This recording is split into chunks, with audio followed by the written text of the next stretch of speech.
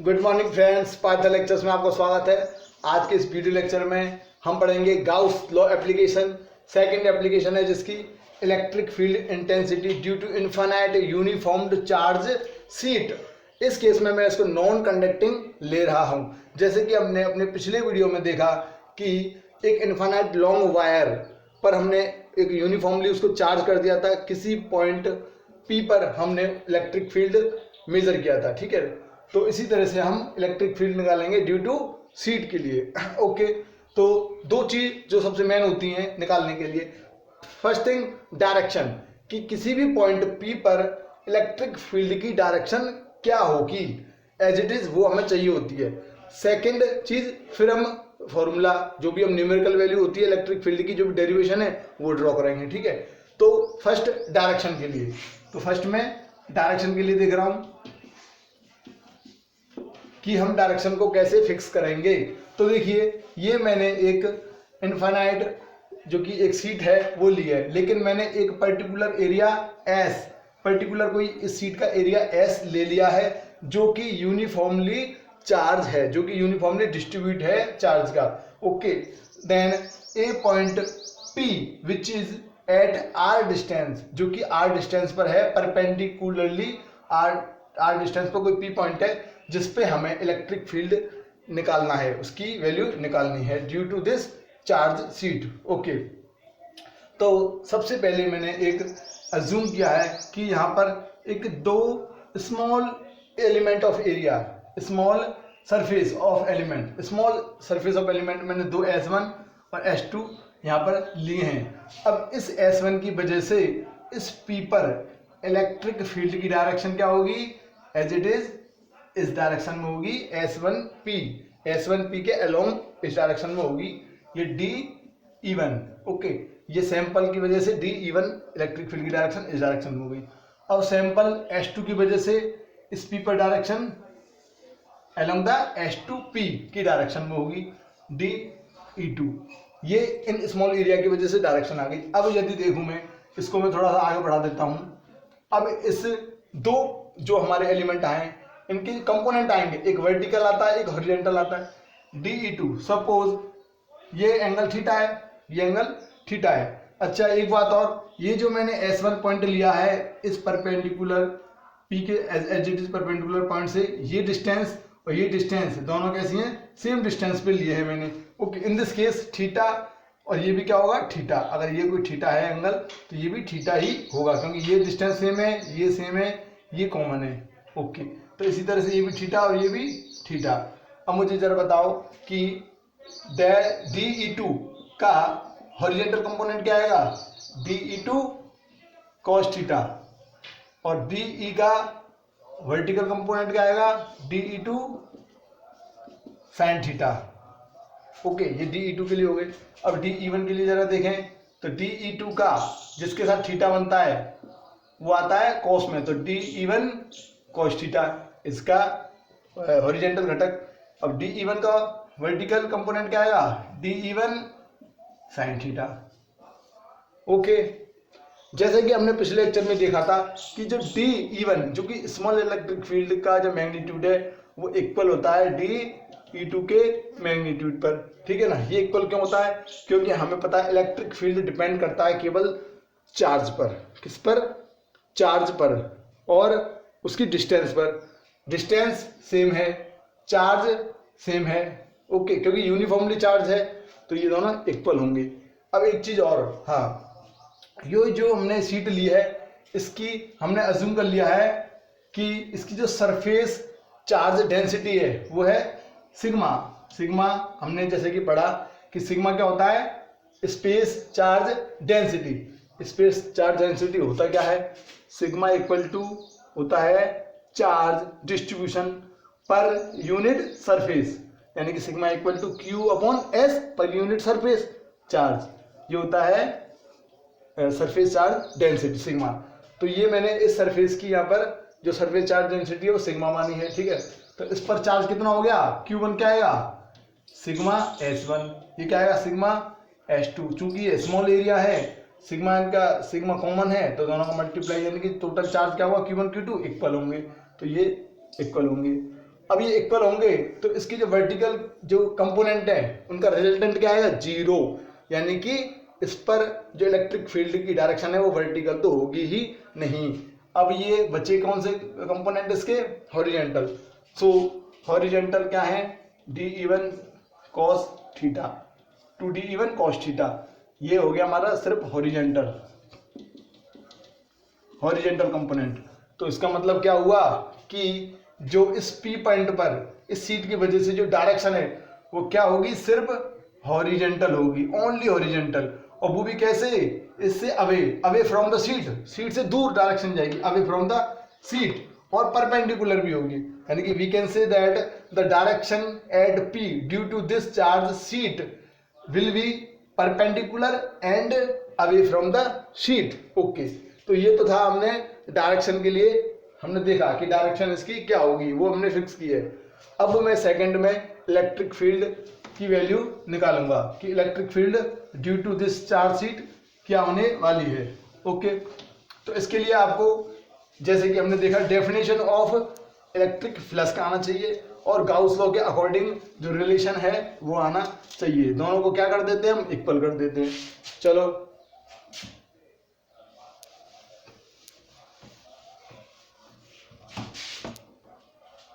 Okay, according to Gauss law phi equal to होता है summation q upon epsilon naught. Okay, q upon epsilon naught. अब यहां पर epsilon q क्या होगा, एप्सिलॉन क्यू होगा सिग्मा इंटू एस। ऐसा क्यों लिखा मैंने, चूंकि जो मैंने सरफेस चार्ज डेंसिटी सिग्मा है वो मैंने मानी है, अज्यूम की है, और वो क्या होती है क्यू अपॉन एस, यानी कि unit surface area charge distribution unit surface area is equal to surface density. So तो sigma equal to Q upon S. यहाँ से मैंने क्यू निकाला तो क्यू इक्वल टू क्या आ गया, सिग्मा इंटू एस। तो मैंने यहाँ पर ये इसको रिप्लेस कर दिया है, तो मेरा फाइनली फाई इक्वल टू क्या आएगा, sigma S upon epsilon naught. So this is equation 1। Okay, from the Gauss law. अब देखिए जरा सेकंड के लिए, अब जो सीट है मेरी जो कि इक्वली डिस्ट्रीब्यूट है प्लस चार्ज से, जिसको मैंने सिग्मा क्या मान लिया यहाँ पर, सरफेस चार्ज डेंसिटी। अब किसी पॉइंट P जो कि R डिस्टेंस पर है, हमें इलेक्ट्रिक फील्ड निकालना है। अब इसके लिए मुझे क्या करना होगा, फर्स्ट स्टेप होता है हमें अज्यूम करनी पड़ती है गाउस सरफेस। देखो सिलेंड्रिकल भी हम अज्यूम कर सकते हैं, स्पेरिकल भी अज्यूम कर सकते हैं, वो डिपेंड करेगा अपनी कंफर्टेबिलिटी के हिसाब से। तो यहाँ पर भी जैसे पिछले देखा हमने वही सिलेंडर का लिया था, यहाँ पर भी सिलेंडर ही अज्यूम करूंगा मैं, और सिलेंडर इस तरह से अज्यूम करूंगा कि उसका जो प्लेन एरिया है, प्लेन सरफेस है वो जिस पर P पॉइंट आए, और दूसरे जो प्लेन है वो उसके दूसरी साइड में आए, इस सीट की दूसरी साइड में दूसरा वाला प्लेन एरिया जाएगा। तो ये मेरी हो गई एक गाउस सरफेस हमने अज्यूम कर ली है जो कि सिलेंड्रिकल है। ओके, अब इस P पॉइंट पर जरा बताइए इलेक्ट्रिक फील्ड की डायरेक्शन क्या है, अवे फ्रॉम द सीट, इस डायरेक्शन में होगी जिसमें बनाई मैंने E। ओके, अब देखिए इस सिलेंडर के 3 सरफेस एरिया की डायरेक्शन होती हैं, ये प्लेन एरिया, दूसरा ये प्लेन एरिया, और थर्ड इसकी कर्व सरफेस की डायरेक्शन। तो इस पर मैंने S1 मान ली, उसकी डायरेक्शन क्या होगी, इस तरह से होगी, इस एरिया की S1। एक मैंने कर्व्ड मान ली, ये वाला कोई भी सैंपल ले लो, उस पर S2 की डायरेक्शन क्या होगी, कर्व्ड है चूंकि, तो ये परपेंडिकुलर ऊपर की तरफ होगी। थर्ड वाले पे देखें तो ये इधर साइड में होगी S की डायरेक्शन। अच्छा, अब इलेक्ट्रिक फील्ड की डायरेक्शन देखें तो इस पॉइंट पर, इस सरफेस पर अवे फ्रॉम द सीट इधर होगी, इस पर भी देखो अवे फ्रॉम द सीट इधर होगी E। इस पॉइंट पे देखें अवे फ्रॉम द सीट इस डायरेक्शन में होगी। अभी हमने डायरेक्शन डिसाइड कर ली है। ओके, नाउ सेकंड स्टेप है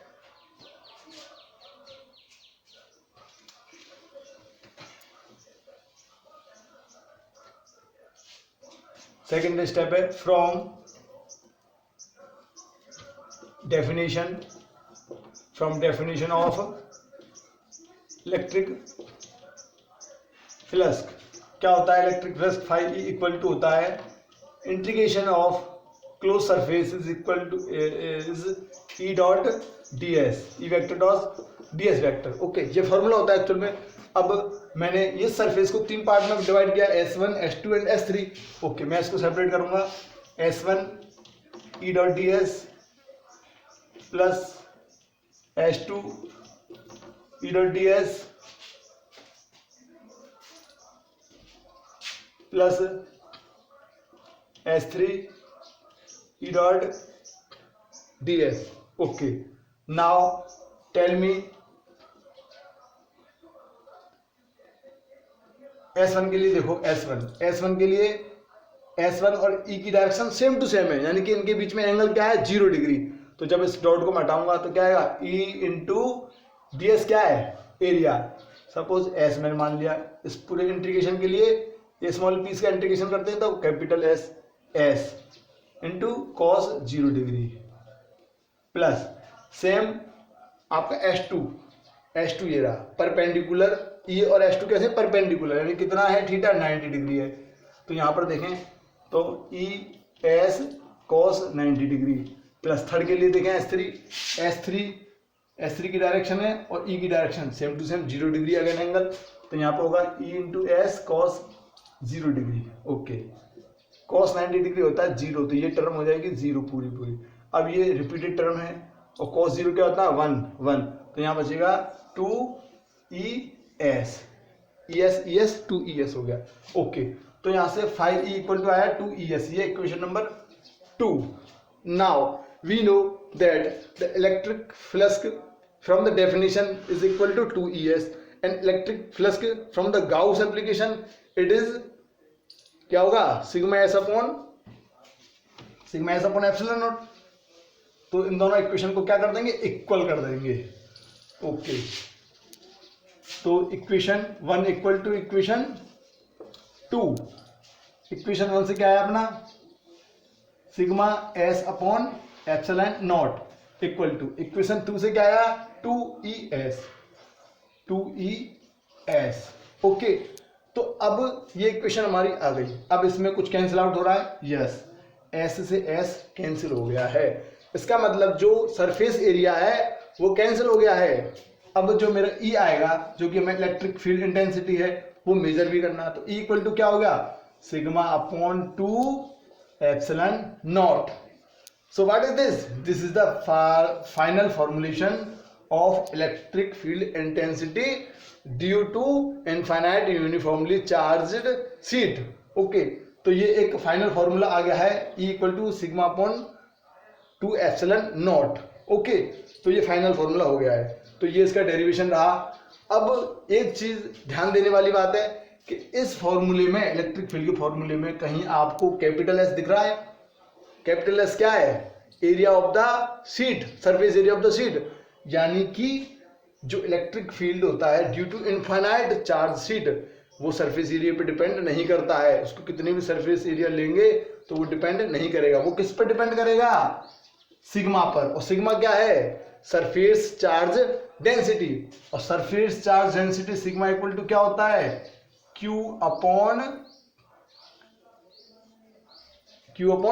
S। ओके, सो तो इस तरह से हमने एक डेरिवेशन निकाला है, जो कि किसी भी अगर यूनिफॉर्मली चार्ज है तो उसका जो सरफेस चार्ज डेंसिटी है वो भी क्या होगी? कांस्टेंट होगी हर चीज के लिए। जब कांस्टेंट होगी तो सिंपली ये इसके प्रोपोर्शनल होगा, यानी कि जो E है वो प्रोपोर्शनल होता है सिग्मा के। ओके, अच्छा एक चीज और, E सिग्मा पे प्रोपोर्शनल डिपेंड करता है, प्रोपोर्शनली डिपेंड करता है। लेकिन एक चीज और देखो, यहाँ पर जो P पॉइंट की जो डिस्टेंस थी R, ये जो E है इलेक्ट्रिक फील्ड वो R पे भी डिपेंड नहीं कर रहा है, ठीक है ना। तो अब मैं कुछ यहाँ पर ग्राफ प्लॉट करूंगा, आपको बताना होगा कि relations between this two quantities. अगर मैं E की डिपेंडेंसी देखूं R पर और सेकंड ग्राफ में E डिपेंडेंसी देखूं सिग्मा पर, दोनों में आपको ग्राफ बनाने हैं। तो देखिए E सिग्मा दोनों में जब मैं रिलेशन निकालूंगा तो ये प्रोपोर्शनल है, सिग्मा प्रोपोर्शनल E, यानी कि इसका एक लीनियर ग्राफ मिलेगा, मुझे इंक्रीज करता हुआ लीनियर ग्राफ मिलेगा। सेकंड में देखो E और R, चूंकि electric field is not depend on the R, so R कुछ भी हो E क्या रहने वाला है, कांस्टेंट रहने वाला है, तो हमेशा एक कांस्टेंट ग्राफ मिलेगा। ये शो कर रहा है कि ये R पर डिपेंड नहीं करता है। ओके, तो ये इसके कुछ कंक्लूजन रहे, रिजल्ट रहे। तो अब कुछ बेसिक्स एक दो पॉइंट हम डिस्कस करते हैं।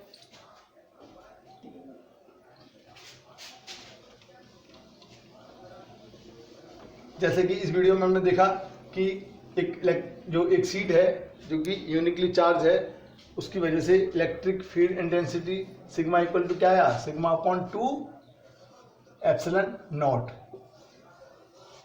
सिग्मा हमने देखा क्या है, surface charge density, epsilon naught क्या है, permittivity of the medium. Okay, अब कुछ पॉइंट हैं जैसे कि E proportional sigma. Okay, second है E doesn't depends on R, जो पॉइंट R मतलब distance of a point P from the sheet. Okay, third point है अगर सिग्मा पॉजिटिव है, अगर मैंने सीट को पॉजिटिवली चार्ज किया है तो सिग्मा भी पॉजिटिव होगा, सिग्मा भी पॉजिटिव होगा। और डायरेक्शन ऑफ P पर इलेक्ट्रिक फील्ड क्या होगी, वो होगी अवे फ्रॉम सीट, जो कि हमने निकाली हुई है इस पूरे लेक्चर में। अच्छा, अगर सिग्मा की वैल्यू नेगेटिव है या फिर ऐसे कहें कि जो सीट है वो नेगेटिवली चार्ज की हुई है, तब ये जो डायरेक्शन रहने वाली है ये रहेगी टूवर्ड्स, बिल्कुल जैसे अपोजिट हो जाएगी obviously, towards from seat. Okay, and fourth जो मैंने अभी ग्राफ बनाए वही है, E R पर डिपेंड नहीं करेगा, कांस्टेंट, E लीनियर ग्राफ रहेगा सिग्मा पर। ओके, तो ये मेरे कुछ पॉइंट्स थे, जो कंक्लूजन था, जो हमने डेरिवेशन देखा, उसके बाद फॉर्मूला आया, उस पर डिपेंडेंसी के अकॉर्डिंग मैंने ये कंक्लूजन निकाला है। तो इस वीडियो लेक्चर में गाउस लॉ एप्लीकेशन के लिए इतना ही। नेक्स्ट वीडियो लेक्चर में आप देखोगे कि गाउस लॉ एप्लीकेशन, जो कि थर्ड एप्लीकेशन होती है किसी भी एक प्रॉपर मतलब शीट के लिए देखेंगे, शीट के बाद अपन देखेंगे एक प्रॉपर एक जैसे ब्रिक्स होती है, कोई भी हम मेटल ब्रिक्स लेंगे, उसकी वजह से किसी पॉइंट पर क्या रहने वाली है, इलेक्ट्रिक फील्ड। ओके, तो इस वीडियो लेक्चर में इतना ही। Thanks for watch. Python lectures में बने रहिए और कंटिन्यूटी इस तरह से एंजॉय करते रहिए।